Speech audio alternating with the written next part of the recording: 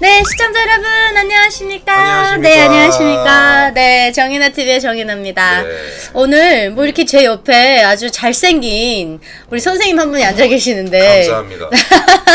뭐 많은 분들이 우리 주성쌤을 알아보실 것 같아요. 그래서 제가 어렵게 또 우리 주성쌤 너무 바쁘신데 네. 이렇게 또 부탁을 드려서 영상을 찍게 됐습니다. 근데 이제 제가 주성쌤을 모시게 된 이유는 사실은 살아계시는 역사거든요, 우리 선생님. 왜 내가 살아계신 역사야? 왜냐면 저희 세대 때는 사실 뭐 제일교포 이제 줄여서 째포 이랬댔는데 그치.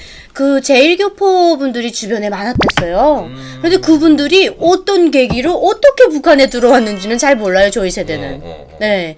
그런데 우리 주성쌤이 10대 때 그렇지. 북한에 올라가셨다고 맞아요, 하셨는데 맞아요. 그것 좀 이렇게 자세하게 설명을 해주시면 좋을 것 같아서. 일단은 이게 북송 사업이라고 해요. 근데 북송 사업이라는 건 한국에서 표현을 한 게 북송 사업. 네. 그다음에 북한에서는 네.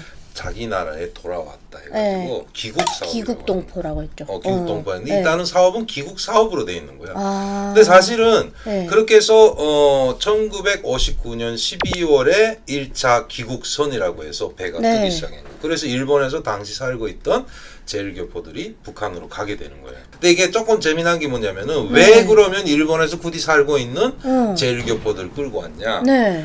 50년부터 53년까지 전쟁이 있었잖아. 그렇죠. 전쟁하고 나니까 인적, 그러니까 한마디로 사람 부족. 자원이 다 부족했구나. 인적 자원, 인적 경제적으로도. 자원, 경제적인 자원 뭐 이런 걸 해가지고 했는데 네. 원래는 뭐냐면은 1945년 8월 15일 해방을 맞은 다음에 네. 워낙에 많이 일본이 우리 강점기 때 일본으로 많이 끌려간 거야. 그렇죠. 네. 그래서 100만 명 가까운 사람이 네네. 통계 보면 100만 명 이상인 사람이 한국으로 갔는데 네. 고향으로 돌아간 거지. 근데 재미난 것은 일본에 살고 있던 그 후에 100만 명 이상이 갔지만 일본에 그래도 남아 있었던 게 70만 가까워.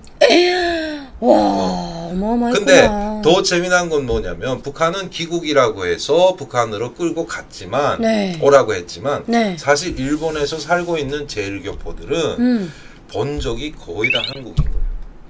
그러니까 우리 할아버지도 한국 사람이에요. 이렇게 해서 아이러니한 건 뭐냐면은 북한이 좋다고 해서 가긴 가는데 그 간 사람들의 90% 이상이 몽땅 다 한국 사람인 거예요. 근데 그분들은 왜 갔어요, 거길?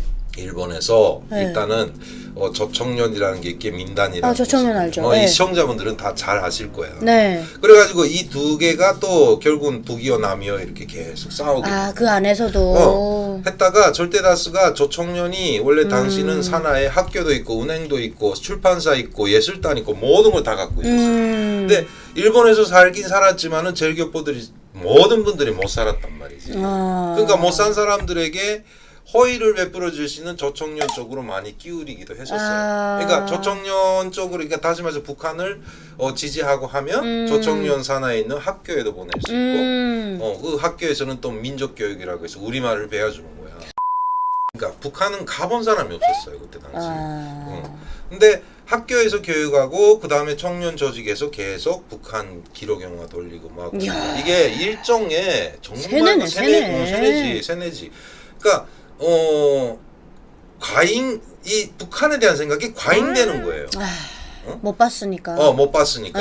이 교육은 거기서 그렇게 하지. 근데 거기에 밑바탕에 뭐가 있냐면 일본에 살고 있는 제일교포들이 차별을 받았잖아. 그러니까요. 그래서 아마. 그러니까 그 차별이라는 잠재의식이 있으니까 저 나라에서는 우리를 지켜주고 있다. 뭐 이제 아까 말했죠. 학교도 세워주고. 근데 그건 실제 그건 아닌데 그러니까 그런 카테고리를 만들어줬기 때문에 동포들이 그게 의지가지 할 수밖에 없는 거잖아.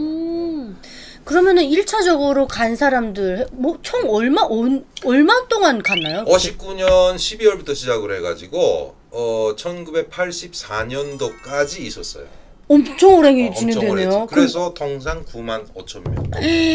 와, 어마어마하다. 네, 우리 북에서는 북한 사람들도 금방 그렇게 될지도 몰라요. 근데 그때는 지금 4만 명 안 됐나요? 3만 5천 명 좀 넘었잖아.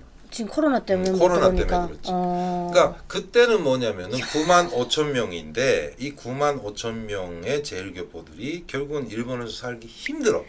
그렇잖아. 정착이 제대로 안 되고 차별받고 하니까. 근데 청년에서 선전을 하고 북한 뭐 이런 그 유토피아라고 하니까 거기 가면은 잘 살 줄 알고 떠나기 시작해서 놀라운 사실은 네. 59년부터 시작을 해가지고 불과 4년 만에 9만 5천 명의 60~70%에 해당되는 사람이 다 갔고. 이야. 1차로 간 사람과 4차로 간 사람이 서로 연락은 안 됐나요, 그때? 그 먼저 간 사람. 네. 우리처럼 전화해서 알려주고. 그러면 안 올 거 아니야? 안 되지. 그러면 선생님 같은 경우도 아무것도 모르고 그냥 남들이 가니까 또 그냥 좋은 줄 알고 이렇게 가신 거예요? 그렇지. 그러니까 어린 나이에 중학교 때지만 네. 일단은 우리 일본에 있는 조선학교에서도 유치원에 들어가서 처음에 배우는 문구가 아버지 김일성 원수님 고맙습니다. 그거 해요? 똑같아요. 경애하는 아버지 김일성 대원수님 고맙습니다. 이걸 한다고요? 너네 때는 대원스님인데 우리 때는 원수님. 아 진짜? 저희 때는 대원수님도 안 해요. 할아버지 대원수님 고맙습니다. 할아버지잖아. 우리 때는 네. 김일성 원수님밖에 없었다. 오 진짜. 김정일가 거기서- 누군지도 몰랐다니까. 세상에. 김정일 때는 선생님이 북한에 갔지. 계실 때네요. 70대 70년대면. 갔는데 그러니까 웃긴 게 뭐냐면 내가 그 일본에서 책도 냈고요. 네. 그거 했는데 내 방송에도 오, 그 이야기 진짜 했는데 끔찍하다. 북한에 갔어요. 네. 갔는데 그 우리도 일단 북한 하나원 같은 게 있어. 우리가 북한판 하나원. 그때 당시 그때 당시가 아니라 기국선이 시작이 되면서 그게 생긴 거야. 조사 다 받고. 당연히 와. 우리랑 똑같은 거지. 와서 거기서 1차적으로 거기서 한 40일 거의 다 비슷해요 기간도. 그러니까 어찌 보면 한국의 하나원을 북한을 따라했는지 모르겠는데. 그러면 우리 주성쌤은 두 번을 그런 걸 남북의 경험해서 하나원을 와 진짜 신기하다. 그러니까 그 하나원도 기스가 아니라 거긴 차수라고 그래. 차수. 거기는 어. 몇 차수예요 그래서? 그거 말하면 안 돼. 그래요?